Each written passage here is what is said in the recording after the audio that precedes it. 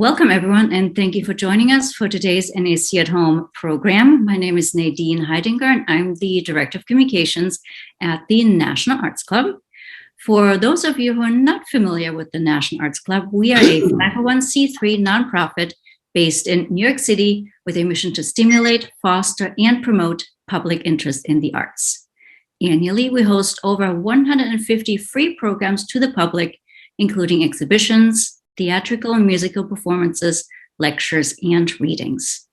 To find out more about the National Arts Club, you can visit us at nationalartsclub.org, or you can find us on Facebook, Instagram, Twitter, and YouTube.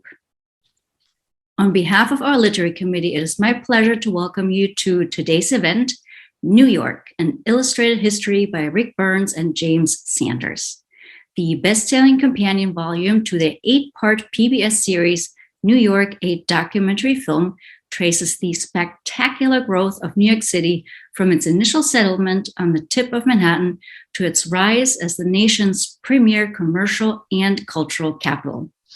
And in the newly added chapters, offers a sweeping portrait of New York at the dawn of the 21st century.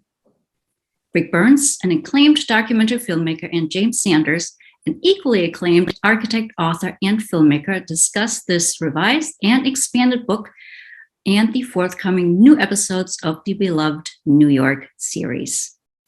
They're interviewed by NYC historian Tom Campanella, author of Brooklyn, the Once and Future City. Tom is professor of city planning at Cornell University and historian in residence of the New York City Parks Department. A recipient of Guggenheim, Fulbright, and Rome Prize fellowships, he has held visiting appointments at Columbia, MIT, Nanyang University, and the Harvard Graduate School of Design. Tom has written for the New York Times, Wall Street Journal, and the New Yorker, and divides his time between Ithaca and the Brooklyn neighborhood he grew up in. Tonight's featured books can be purchased from a preferred independent bookseller, Books on Call, and we'll be sharing a link in the chat during the conversation. Following the conversation will be a brief Q&A, so please feel free to use the Q&A function for any questions you might have. And without further ado, I'm going to turn it over to Tom, who will further introduce James and Rick. Please enjoy their conversation. Okay, thank you, Nadine, and welcome everybody. I wish this could be an in-person event. It would be a much more memorable, I think, engagement, but we're going to try our best to make it so here virtually. James Sanders is an architect, urbanist, filmmaker. He's a Guggenheim Fellow and principal of James Sanders Studio here in New York City. He is the author of Celluloid Skyline and, of course, New York, an illustrated history, and which we'll be talking about tonight, obviously. And he was just recently elected a fellow of the American Institute of Architects. And Rick Burns, a filmmaker who collaborated with his brother Ken on the Civil War series and founded his own company, Steeplechase Films, in 1989. And with James, he produced the celebrated series on New York City, along with this companion volume that we'll be discussing tonight. Let me just say a couple of words about my own background here. I am currently in Lower Manhattan at the Cornell Architecture, Art, and Planning teaching facility at 26 Broadway. I've always felt a certain odd connection to Steeplechase Films because its namesake park, Steeplechase Park, played a pretty important role in my own family's history. My great-grandfather moved his young family to Coney Island around 1902 or 1901, ostensibly because there was an outbreak of cholera in the Lower East Side neighborhood where they lived. I've never been able to verify that, but that's the family story. He was a barber. He set up a barber shop called Michael's Tonsorial Parlor just off Surf Avenue. And among his regular customers in due time was George C. Tillieu, who was of course, the fabled founder of Steeplechase Park. He was quite elderly already at that time. But as a result, my grandmother and all her brothers and sisters got summer jobs at Steeplechase. And some of them, at least two of them, made the park their life's work. My great uncle or granduncle, Jimmy Honorado, became the general manager of Steeplechase Park. Oh my God! He started in 1928 and worked for about 40 years, right through the closing in the mid 60s. And it was his. There's a wonderful scene from his diaries that Rick, I know you consulted in your film, as they closed down the park for the last time. They're playing they always played Auld Lang Syne on the loudspeakers when they shut the park for the last time for the season. But this was it. This was the last season. It would never open again. And as the music's playing, he's closing down rank after rank of the great floodlights until the park is completely dark, and that part of history is over, closing an era symbolically of Brooklyn's history as well as New York City's. Steeplechase Park, as I'm sure many of you know, was named for a ride that was really George Tilyou's killer app. It's what really made Steeplechase a place to go, and it was basically a roller coaster with these mechanical horses that you got on. And I think they had one little gossamer seatbelt. It was a very dangerous ride, basically. And you rode around this steel track, not unlike the greyhounds, how they chase the mechanical rabbit around the track. So the book tonight, so to tie into our discussion tonight, the book that we're celebrating tonight is itself the fruit of a long chase through time and space, writing about New York City, documenting this great city in text and in film, is a bit like writing about whales and whaling from the back of Moby Dick. So I want to get us started, I want to ask you both a bit about that, about the challenges of documenting history, of telling history while it is so fresh and while it is so seemingly alive, writing about the past that is still palpably very present. So why don't we start off with that? Well, first of all, I'll just say very briefly, I kind of feel thrilled, I kind of frisson listening to you, Tom, talk about Steeplechase Park and George C. Tilyou, the longest lived of the three great parks at Coney Island. First Steeplechase, and then Luna Park, and then Dreamland. Dreamland burned down after just a few years, and Luna made it till 1944, but then Steeplechase all the way till the 60s. And I don't want to, we're so eloquent and moving talking about it, I will say, by way of a kind of a grim, thin-lipped reminder, that it was, of course, when it was shut down by the Tilyou family because they didn't want Black people to be using the park as much. There was a very dark racial undertone, to say the least, about its demise. It didn't have to shut. It was shut down willingly and willfully. And it was shut down and sold for $1 to the Trump family, to Fred Trump, whose kids famously, when it was coming down, threw rocks through the windows of the now deserted and dismantled park. So it kind of came to a dismal, if also kind of a telling end in the mid 60s. But nevertheless, Steeplechase as a phrase and a concept, is really kind of burned into my heart and mind. So I'm glad to know all that about your experience, Tom. In a way, the Coney Island film that was the first film I did after working with my big brother Ken, was really the spark for this project in many ways. James, who I've known forever, since 1977, 78, both kind of like Columbia kids. James called me up on our film on Coney Island, from which I had stolen the name Steeplechase as the name of my company. And James had gotten a gig from the New York Times to do a feature piece on our film about Coney Island. And I hadn't talked to James for a couple of years in 1991. And in conversation about Coney Island and other things, starting when the film was at Sundance in January of 1991, the idea of doing a film that was about New York City, which is sort of like saying, like, I'm going to do a film about everything.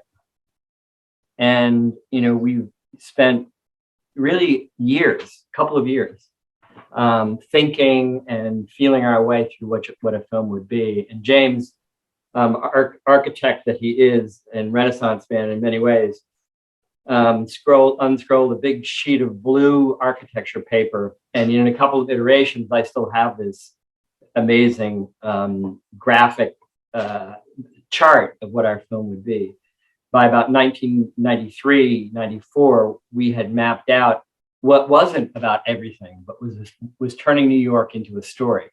And because, films are linear and therefore are telling a story.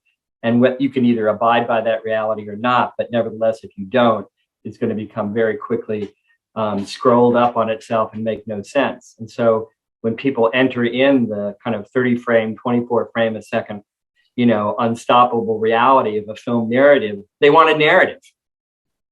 So the question that James and I had to answer for ourselves was, what's the story of New York? And I will finish this long-winded, overture and hand it over to you, James, by saying that, what we discovered, what we came to by the early mid-90s, long before Russell Shorto, by the way, wrote a book called The Island at the Center of the World, was that the Dutch had founded something very unusual in founding a completely commercial, ideologically free place at the foot of Manhattan.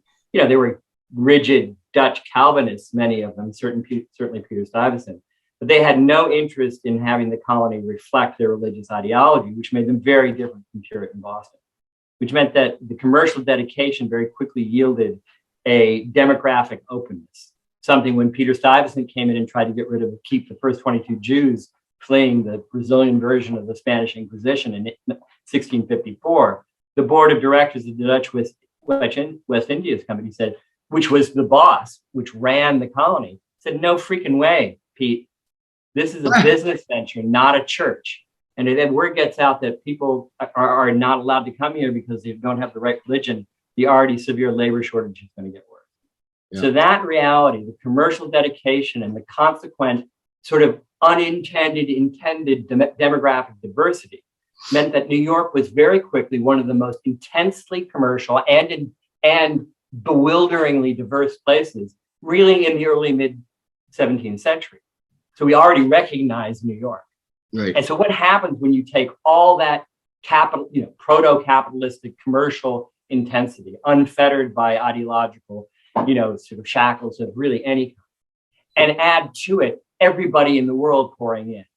That combination of commerce and diversity begat a uniquely transformative culture in which the past meant very little. It was constantly allowing new people, new products, new forms, new ideas to come rushing in, as indeed they did rush in, and before long, the English had rushed in over the Dutch, but it basically kept that motive, that MO going. And so the story of New York that we came to was, which I feel works, is the story of the most, Joseph Schumpeter called it, both creative and destructive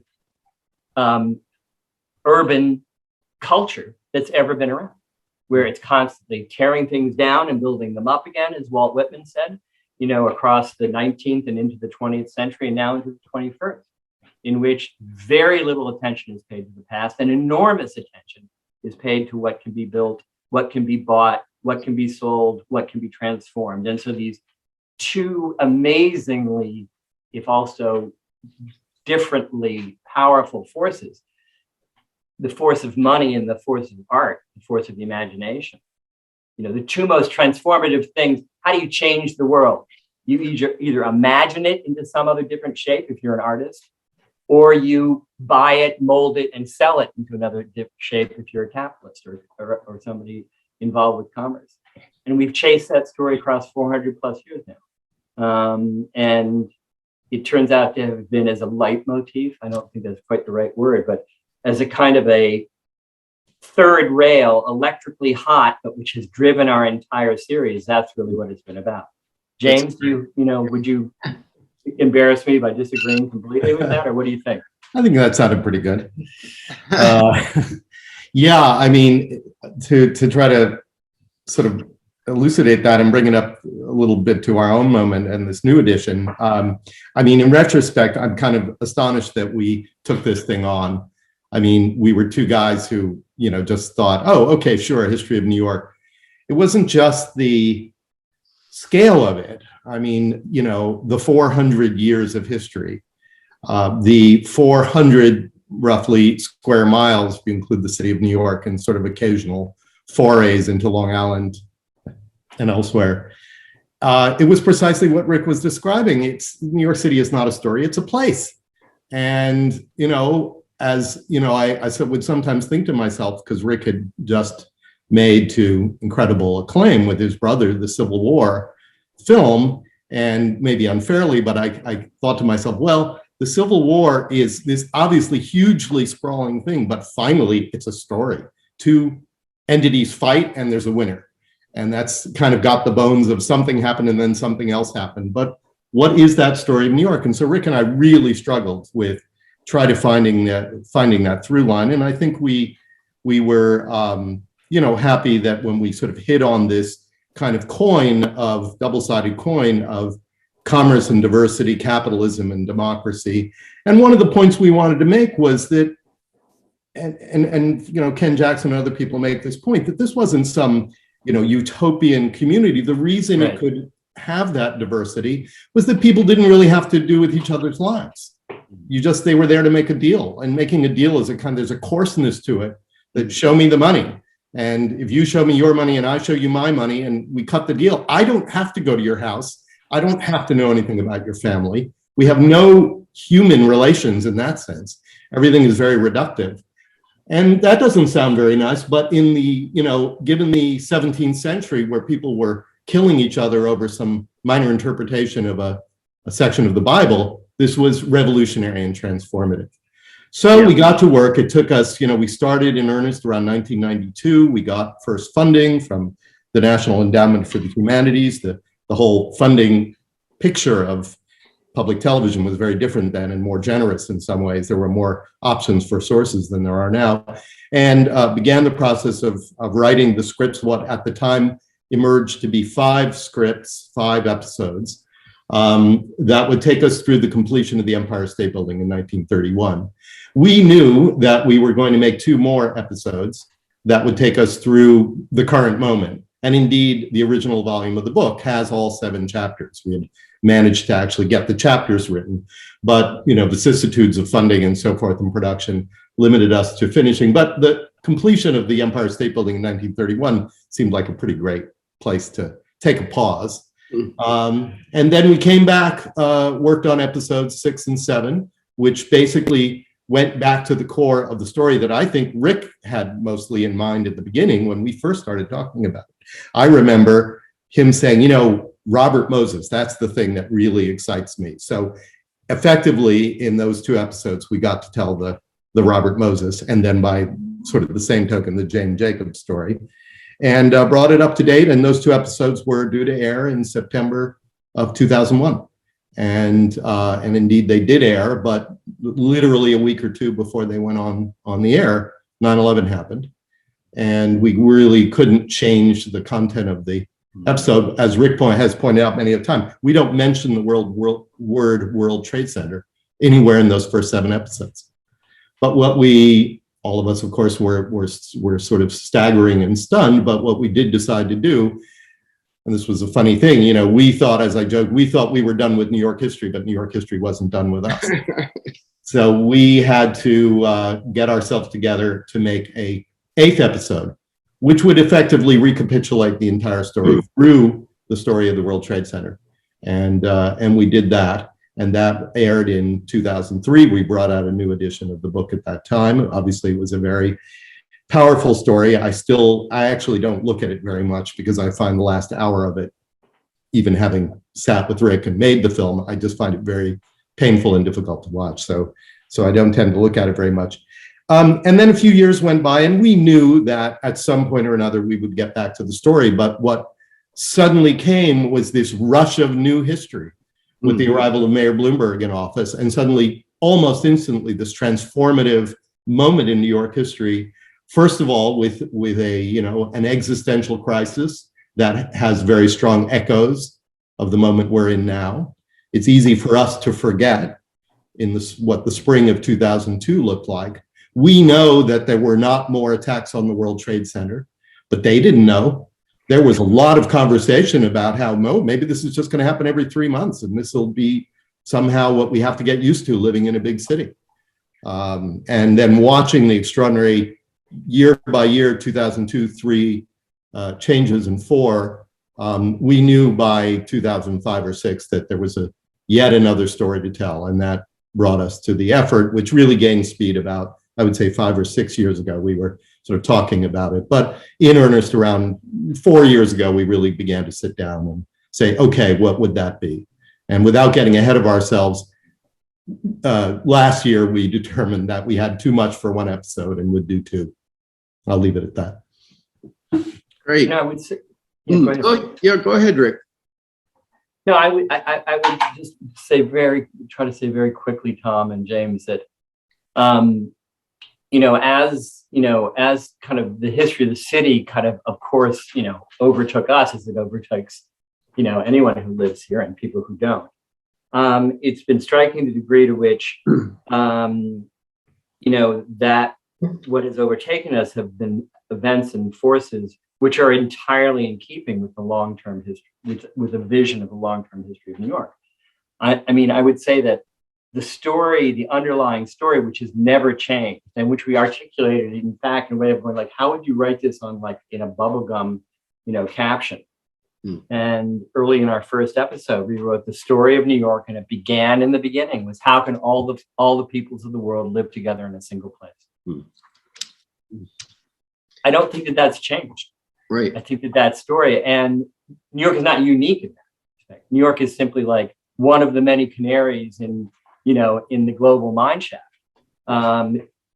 Testing, is it going to be possible to throw all sorts of peoples together, very different religions, ethnicities, races, economic levels of being, and say, right, you're going to have to live together in this place. And of course, that hasn't always worked out.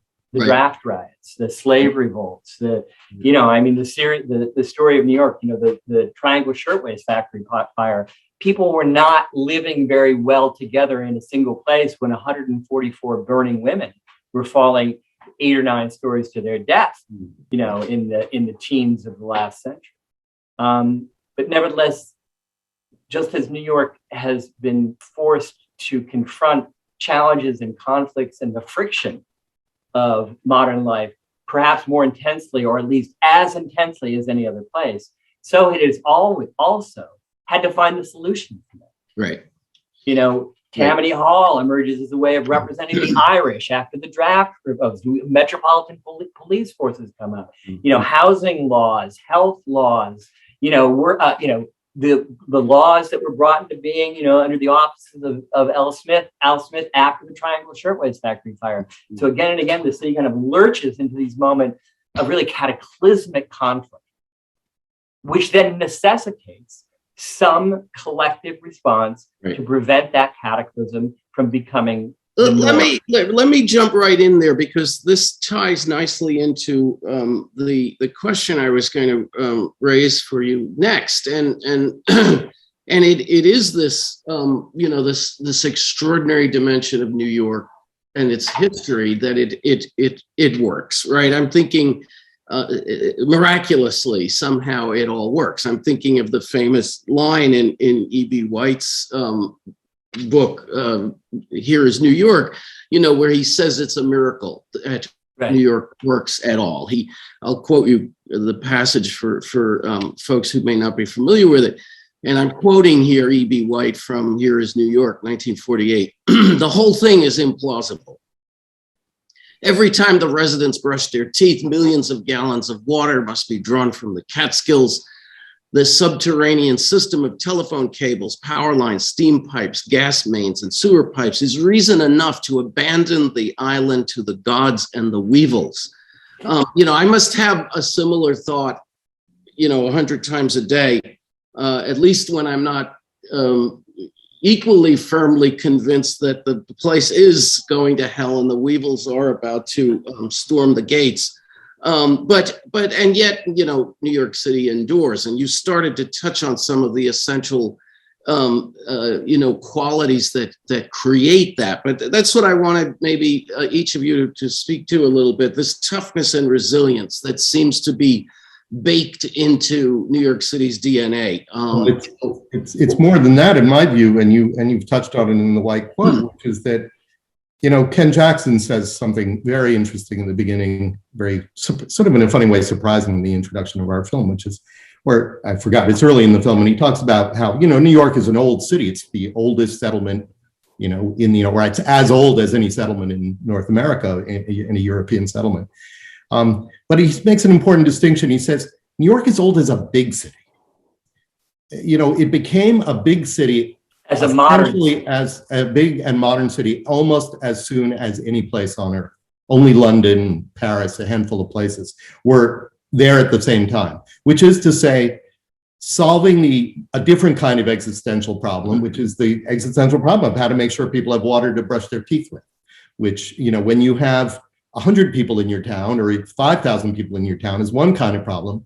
But it turns out that when you have 500,000 people in your town is a whole other kind of problem. And indeed, that is the quintessential example. The wells that they were relying on and relied on for centuries by the 1830s were plainly couldn't be relied on anymore. You were going to have to do this absurdly ambitious effort, sort of something like effectively like the Great Pyramids, to build this massive aqueduct system that was going to bring water in from 200, 300 miles away in upstate New York and buy all those towns up and create the watersheds and go through this incredibly elaborate, but also incredibly innovative and cutting edge effort simply to do the things that you would do in a small town.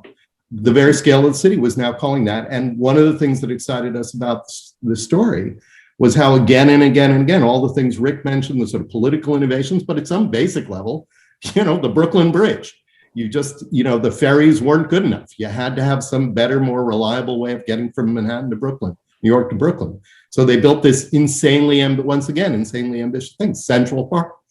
And one of the things that brings us, I think, into the story today was that after a period, I would say in the, let's say 1960s to 1990s, when there was a sort of a moment of sort of slowing down a little bit, there in part in reaction to Robert Moses and the master builders, the Port Authority, the World Trade Center, these giant impositions, which many New Yorkers felt were too much, there was sort of a slowing down. But one of the, I think, revolutionary or how to put it, crucible-like things about 9/11, we had to rebuild it. We had to rebuild it. It wasn't a choice. Something was going to have to go there. And whatever that was going to have to fill 16 acres of lower Manhattan. It was going to be this vast project, no matter what. And there's a sense, and a number of people in our interviews in the new episodes say that, where it was sort of like a kind of splash of cold water in people's faces and going like, we better remember and figure out what we used to know, which was how to build, how to innovate, how to create these, yet again, super ambitious efforts, because we have to. And that was the start of it. But I would say, again, in the early 21st century, there was this explosion of innovation and a whole new idea that cities were once again the crucibles of new ideas about the world, which hadn't been true in the 1960s and 70s. The suburbs and places like Los Angeles seemed to be the future. And that's one of the reasons that Rick and I have chosen to call the new episodes The Future of Cities and the new chapter, Chapter 10. Yeah. Rick, do you want to pick up on that? Yeah. I mean, I think sort of two things just to follow up. One thing on what you were saying, Tom, like how is it that it works? And I think to an unusual degree, New York has found a way of saying, of unleashing and also harnessing the power of really maximalized individual ambition. Right. Like, I'm going to become a billionaire. I'm going to make it on Broadway. I'm going to, this kind of really surging and easy to characterize as cliche or parody, kind of overweening ambition. But to harness that in relationship to something that's actually far more uncommon than simply, maniacal ambition, which you can find pretty much anywhere, which is a commitment and understanding of the importance of the greater good. That those two things are not antithetical, but in fact can exist in a kind of like systole, diastole, not so much harmony, but a certain way in which they can come together, that at certain points, New Yorkers remember that by doing something colossally ambitious for the greater good, that's both good in and of itself, but it's also going to help a whole host of people who are simply ambitious. And so that kind of the warp and woof of those two things is profoundly unusual to find in the degree of intensity that you find it in New York. The other thing, nice, very, very simply, is, Mike Wallace, the historian, who's working on an extraordinary and quite possibly endless history of New York City called Gotham.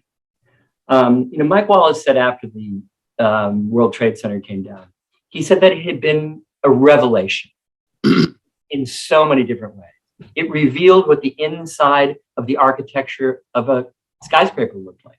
Who knew except for the architects and the builders? So gash that hole and you can see that. But it also revealed that the people who worked in that building came from not New York City, certainly not Lower Manhattan. They came from a radius that expanded 190 miles in each direction. This extraordinary kind of like supra metropolitan, sort of radius. It also revealed, and I think this is the most important thing as far as this conversation is having to do with where James and I have been going. It revealed that we were connected to the rest of the world, and not always in ways that we might find endearing to ourselves or cheering to ourselves. The cosmopolitan ideal, maybe pre 9/11, was sort of like Ellis Island. Millions of people come streaming in here because there's a promise here, and they all become Americans. Well, that's one idea of globalization, but there are other ideas of globalization in which there are people, 10,000 miles away who look at something called the World Trade Center with venom and hostility. So we are connected within a world in ways now that we can no longer hide from ourselves in kind of an ostrich head in the sand sort of way.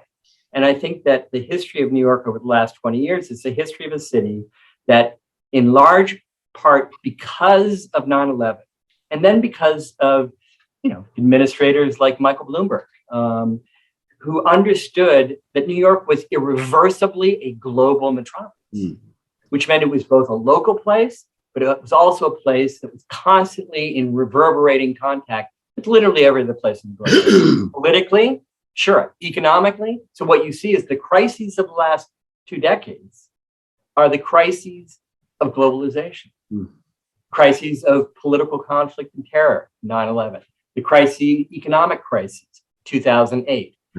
Climate change, wham, Superstorm Sandy comes crashing onto the doorsteps of New York in 2012. And suddenly, you know what? Wall Street is now memorable not as the economic engine of the world, but as the fact that those subway entrances are at sea level and are now going under. So water is no longer our friend the way we thought it had been since God made the continent and since Clinton changed it on our behalf by making the Erie Canal. Now water is a major problem, down to and including, of course, the pandemic, a global epidemiological crisis. So once again, New York over the last 20 plus years has found itself 4 times at the epicenter of major global existential crises, political terror, economic catastrophe, climate change, and pandemic. And so each time it has been required to muster the resources to try to figure out what you do when you become the epicenter of political terror. The epicenter, and in part the cause of economic downfall. What happens when climate change catastrophically hits your 600-mile shoreline? Now, what do you do when you become the epicenter, not once, but maybe twice, of an ongoing pandemic, the solution to which we still have no idea really how to invent? So that's the story at a kind of a macro level of New York in the 21st century. It's not a story that makes New York different from every other place in the globe. It's a story that makes it identical to every other place in the globe. It just may be happening here first. It may be happening here more intensely. And thank goodness, as a result of those global existential crises happening here, where this remarkable talent of ambitious people with a greater sense of the good gather around a problem to try to say, how in the world, literally, are we going to solve this? And so that has become increasingly evident to James and me as the pressing story of New York over the last 20 years. And finally, what is that? It's a continuation of a little one-line phrase we thought of 30 years ago. How are all the peoples of the world going to live together in a single place? Turns out that single place is called the planet now, but it's no different. So, James, did you want to say something, or should I? So let's get the next question. Yeah. So let me just let me back up just a little bit there, and how are we all going to live together? What about the question about where will we all live, and how will we be able to afford it? I mean, it's a well-known thing these days that New York City has become prohibitively expensive, Manhattan especially, and there's all sorts of theories and explanations for that we know well. One of which is that we can't build the kind of housing that we need to create more supply for the demand because of all sorts of historic preservation rules and zoning regulations and environmental impact regulations.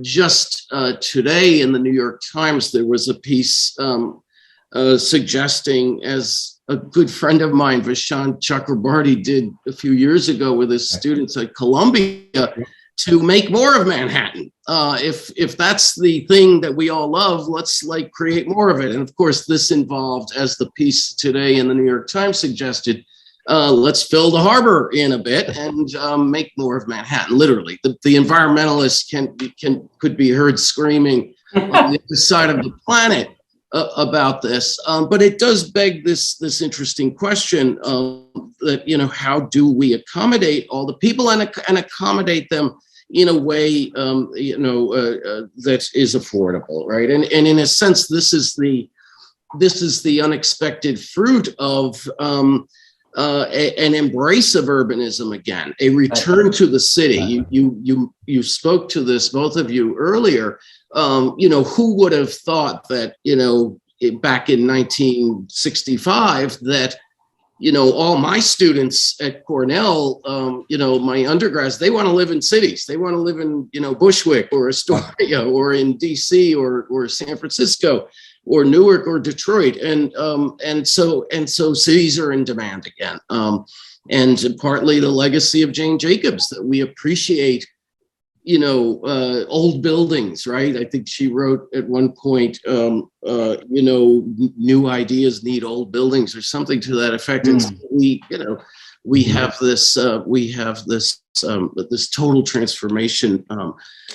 Can you speak to that issue? Sure. Of affordability and making this place? Well, I think you got it, that it's not a narrow issue. I mean, it's an obvious issue. It's affordability of housing, but as you point out perfectly well, I thought that the real issue is there's too much demand, and it's a curious thing, as Rick and I have been working on these 2 episodes, that it's one of the stranger stories, or stranger part of the stories, that amidst these incredible global existential crises that seem to have come every 6 or 7 years, at which point each time people are going to go, is New York going to survive? That in between, New York just keeps growing, and places like New York keep growing. And that there has been this incredible sea change, no pun intended, from the 1970s to today. An entire, almost what would you call it, kind of an attitude of young people in particular, but people everywhere, elder, retirees want to be in the city, and people want to own property in the city, whether they're here or not. So yes, this is a profound change, and we can look to some of the surprising reasons that it happened. Jacobs and her vision of the good life is certainly one that resonated with a lot of people. There's simple demographic things. The difference in the 1960s, people would get out of college and spend a year or two in New York and find their partner and move to the suburbs right away. Well, a la Sex and the City, that 15 months or so became 15 years. People look to New York not only as a business market and an economic market, but as a romantic market and as a life market, as a place to meet the woman or man of your dreams, or whoever else. So that was an important and significant change. Curiously, the thing that absolutely people were sure of in the wake of the automobile and television, which seemed to be the death knell of the city, when the internet arose in the late 1990s, people were, well, of course, you'll be able to do your business anywhere. Look where we are right now. And one would have said, well, you'll be in Idaho in some place and you'll be able to meet with your Wall Street, whatever. And not only did that not happen, but in one of the strangest reversals that you could imagine, the very industry that led the return to the city, the new industry that led the return to city. Sure, Broadway boomed and publishing and journalism and all that, but they've always been here. That they're part of the story. But the idea of New York as the second most important tech center in the world after Silicon Valley, which seemed to have a lock on what the future meant, has been gobsmacking, as I said, to use the English phrase. It's unbelievable for all these reasons. And finally, the elephant in the room. New York got safe. There were, families simply did not, it's fine when you were young and in your 20s and healthy and could sort of deal with the adrenaline rush of New York at night and walking around the city. But once you had children, or certainly once those children were out of their cribs and you had toddlers, the suburbs beckoned, and until 1995. And then with so fast that people didn't even know what was happening. By 1997 or 98, New York is the safest big city in the United States. And suddenly there's no doubt. Wait, there are 131 cities that were more dangerous than New York by the turn of the century. I come from Ann Arbor, Michigan. It's more violent per capita and has been for 20 years than New York City. Yeah. So that great downside disappeared. And it's understandable. I will disagree a little bit. We need more housing. I'm a great believer in housing. New York added between 2010 and 2020, according to the United States Census, which did finish its census right at the beginning of 2020, so inevitably just missed the start of COVID, which certainly has had an impact on that. It gained 627,000 residents. 627,000. There's not a city in the fastest growing cities in the United States. The big Sunbelt fast-growing cities gained about 175,000 residents. So on a percentage, in a way, it's unfair. Of course, New York's 5 times the size, but New York grew at 7.7%. The fastest growing cities of the Sunbelt grew up at 10 and 11%. Many cities only grew at 1 or 2%. We added 627,000 people. I'd like to point out that means we added housing for roughly 600,000 people. We have homeless as a huge issue, affects about 50,000 people. But more or less, we added housing for 600,000 people. That's an amazing amount of new housing to build in 10 years. And we can thank, if you like, Mayor Bloomberg and Amanda Burden and Dan Doctoroff and those folks who looked at the old industrial waterfront that had been sitting there in Brooklyn and Queens for 30 years and the jobs had gone. And they were like, come on, we're going to dream and hope that New York becomes, it's 1950 again, and blue collar manufacturing comes back again. That's not going to happen. Let's rezone these places and turn them into housing. Of course, lots of people got angry about that. Lots of people are still angry about that. But they saw the writing on the wall, which was New York was going to need a lot more housing. And so it built the housing. We still need more because the demand is there. My fear, finally, to end this, is that, thanks to, speaking of Sex in the City and things like it, the elasticity of demand, when you travel around the world and you meet young people, this was certainly true 2 years ago, up till 2 years ago, you meet young, bright people and you tell them they're from New York, almost uniformly they say, I would love to move to New York. I wish I could move to New York. People all everywhere, and you see what's happened to your home borough of Brooklyn, the Rive Gauche of New York, which people all around the world want to emulate and have a little Brooklyn in their place. What's the end of the demand for that? Who knows? I mean, how many young people are there in the world? So I don't know about, we should build more housing, but I'm not sure the rents are going to drop anytime soon, I guess. Just as a kind of a footnote or two to what James has been describing so eloquently and what you were describing so eloquently, Tom. When I moved to New York in 1975, I soon were getting, and anybody of a certain age knows these stories. I knew families and people who had just finished buying 10-room apartments in places like, the Brandeis House, which is at the corner of Riverside Drive and 113th Street, for $38,000 for 10-room apartments. And you say that, and people just like, I don't know what it would take to get some 25-year-old or 30-year-old to believe that was possible. They would go like, that would happen once in a million times. No, I mean, you couldn't give things away, in New York in the late 60s and 70s and early 80s. And so things were going for incredible. So do we have like nostalgia for that period? Well, frankly, yes. It would be great to have a 10-room apartment, for $38,000 on Riverside and 113th Street. But things having now kind of gone through the tumultuous changes they've gone through, which you and James were describing, over the last 30 years, 40 years, 50 years since 1975. Sure, it's created enormous problems in terms of unequal distribution of education, housing, healthcare, just to name sort of the top three.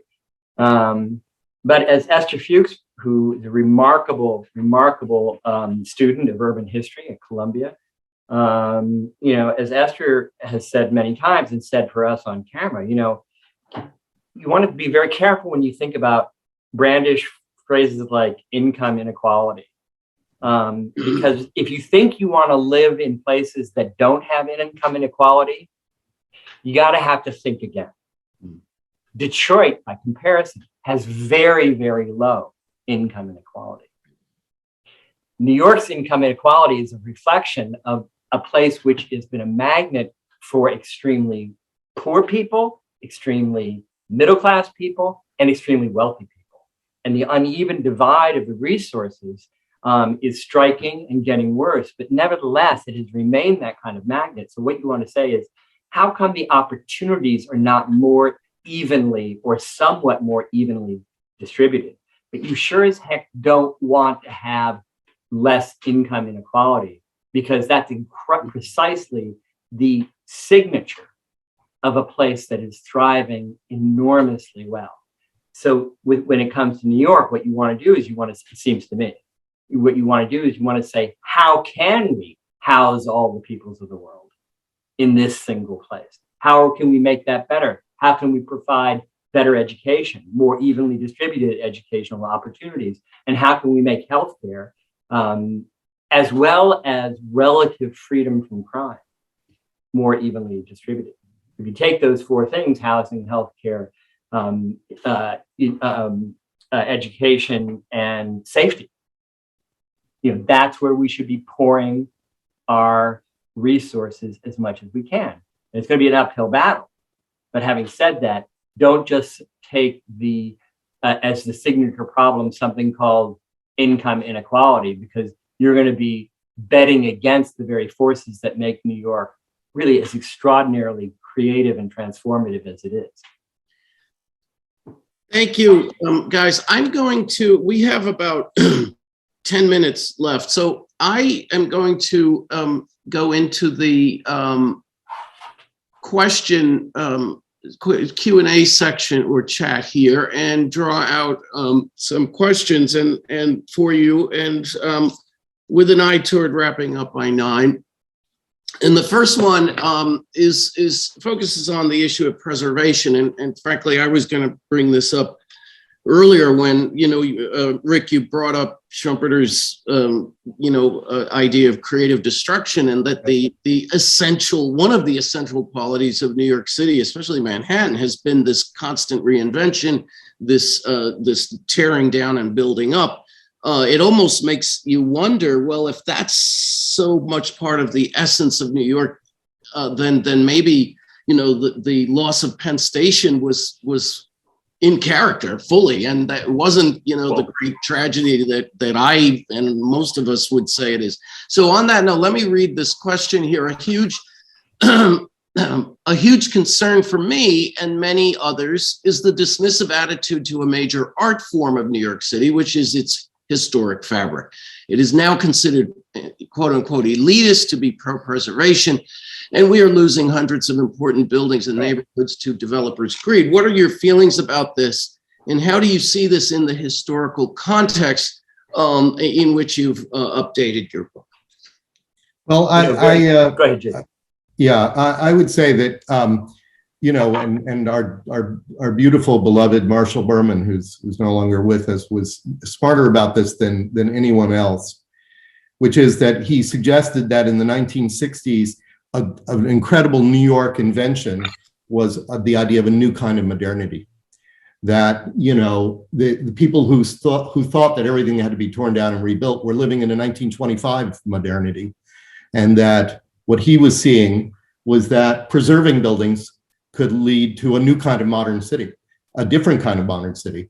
Some buildings would be torn down and rebuilt, some buildings would be preserved. And he was right, and right in several ways. First of all, New York pioneered the landmarks law. There were other landmarks laws, but there was nothing on the scale of the New York City landmarks law that was brought into being in the last year of Mayor Wagner's term in 1965-66, but rapidly expanded. I myself, an alumnus of the Landmarks Preservation Commission under Beverly Moss Spatt, under Mayor Abraham Beame in 1973, and I watched preservation go from being that sort of New Yorker cartoon, old lady granny thing, and the lady in tennis shoes, they used to talk about all that stuff, to being this mainstream reality, in part because the commission so vigorously designated hundreds, literally, by now I've lost count, but it's something 800, 900 individual landmarks. And what is it now, 60 historic districts with something like 20% or 24% of all the properties in New York are in a historic district. No city has anything else like that. Even the cities we think of as great historic cities, the Savannahs and Charlestons of the world.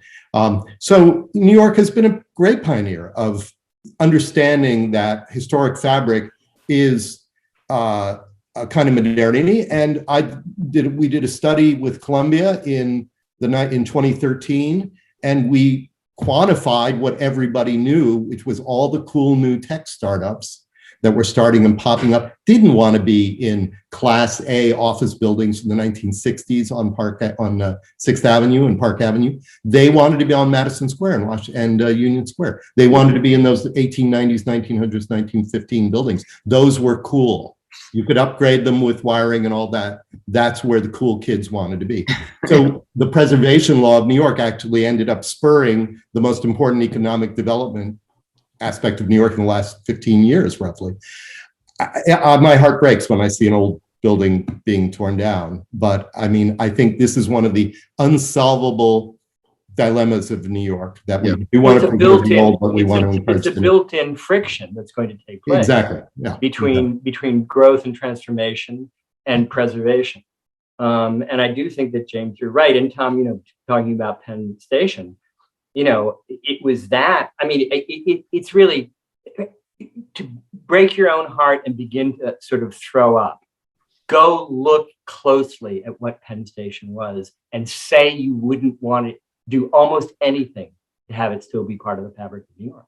Mm-hmm. But it was precisely, as so many people pointed out, Penn Station was destroyed, and it brought about within 3 years the Landmarks Preservation Commission, because people were simply shocked that a building that was overbuilt, that was so beautiful, that was so grand, as Vincent Scully famously said, we came into New York City like gods when we came into Penn Station. And now what do we do in the new Penn Station? We scuttle in, Scully said, like rats. So, that feeling of tremendous loss powered in significant ways this desire to rethink modernity. It doesn't have to be about tearing down. It can also be about saving and preserving. And I think that, we're going to argue every time out, as James is saying, does this building live or die? Right. And someone's going to be extremely upset about it. But the fact is that every now and then, some clutch of geniuses are going to say things like, this thing that looks like it's been dead on its legs for 50 years or more, the High Line, right, can be repurposed without tearing it down. So that idea that, what structure in New York more symbolizes this coincidence of transformation and preservation than the High Line, who could have ever thought it would be repurposed in that way? It's not like a building, in the Lower East Side that's been kind of had its electricity changed. Mm-hmm. It suddenly became a new creature and had to be thought of in that new way. So again, I am so conscious, Tom, of what kind of Pollyanna-ish optimists, it's almost impossible not to sound like, hey, James, hey, Rick, but what I've noticed is whether you're talking to Vishaan or, almost anybody, however sober and educated and schooled in the history, ends up leaning into this sort of positivity of the sort of confluence of forces. Very, very hard to find people who are simply purely like nattering naysayers of negativism, as someone once put it in the 1980s. Yeah. So there's something about the city which creates this kind of energy of grandstanding for it, which I have to say I both feel sheepish about, but then I want to say, the hell with it. Any place that tries to hold the great contraries of human ambition together so relatively successful is a place to figure out how and why is that happening here. Yeah. Because we want to. Go ahead. Let me just bring in one last question here. We have about a minute and a half or so, but I'm thinking of the famous New Yorker cartoon or drawing cover, I think it was, where it's New York view of the rest of the world or the rest of the United States, and it's you all know that. This question is: in what ways do you think New York specifically influences the United States as a whole? I'll jump in there. I mean, one of the points we made was that there was a kind of a handover that, when the Brooklyn Dodgers, again, to bring up your borough, when the Brooklyn Dodgers left Brooklyn to go to Los Angeles, and every institution in Brooklyn was coming to a close, the Navy Yard, the Eagle, the ball team, boy, did it feel, like the future was going to lay in places like Los Angeles. Right. Who wouldn't say that? I mean, Los Angeles is a great city. I'm doing work there. It's a wonderful place. But no one regards it as the inevitable future of the United States or anywhere else. And certainly not other kind of versions of it. So in the sense that New York starting in the 1990s, but really roaring in the 2000s and 2010s, restored itself as arguably not since the 1920s, as the kind of symbolic and imaginative magnet and destination, such that you got there if you could, and if you couldn't, you made someplace or you went to someplace in your own town that kind of looked like it. And I would say that's a pretty big change of influence and really remarkable. That's great. Agreed. Well, I'm gonna draw us to a close on that wonderful note, and thank you guys both, James and Rick. Folks who are in this webinar, look in the chat room, and you'll see some information about the two books, which are available for purchase at a discount from Books on Call, which is and of course, the this is the book that we've been talking about, New York, the new edition. This is my own tome, Brooklyn, the Once and Future City. Also in the chat, there's links to a recording of today's program and all other events at the National Arts Club at Home series. So thank you guys again. Thank you everyone Tom. for attending. We had a wonderful and very large audience. Have a good weekend. Okay, thank you. Thanks Bye-bye. to everyone. Thank you. Bye-bye. Happy Martin Luther King Jr. Day.